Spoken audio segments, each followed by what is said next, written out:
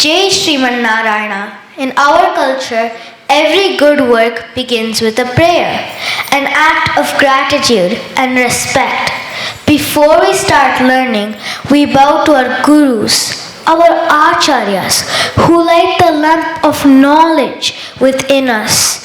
By chanting the Guru Parampara, we express our gratitude and seek our acharya's blessings.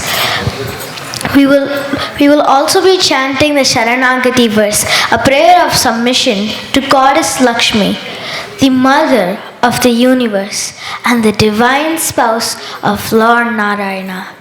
Let us now join together for the Guru Prarthana. Om Asmad Gurubhyo Namaha Shrileshadayapatram Dibhaktyadigунānavam Yatīndrapravanam Vande Ramyajamataram Munim Lakshmīnāthasamārambhām Nādayamunamadhyamām Asmadacharyaparyantam Vande Guru Paramparām Yo Nityam Achyutapadam Bhujayugmarugma Vyamohatastaditarani Trinaya Mene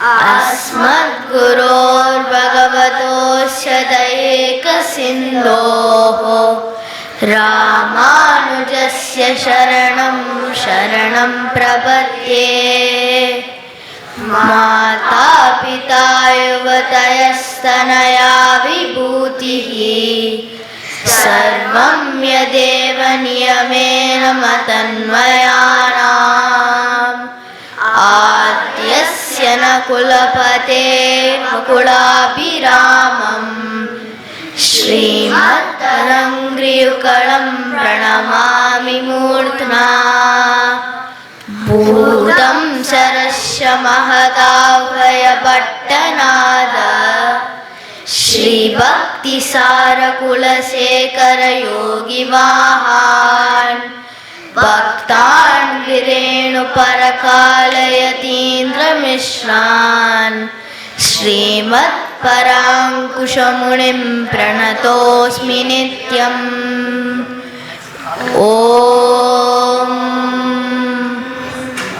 Bhagavan Narayana Bhimatanurupa Swarupa Rupa Guna Vibhava Ishwarya Sheeladhyanavadikatishaya Asankheya Kalyana Gunaganam Padmavanalayam Bhagavatim Shriyam Devim Nityanapayinim Niravadhyam Devadeva Divya Mahishim Akhila Jaganmataram Asman Mataram Asaranya Saranyam Ananya Saranaha Sharanamaham Prabhadye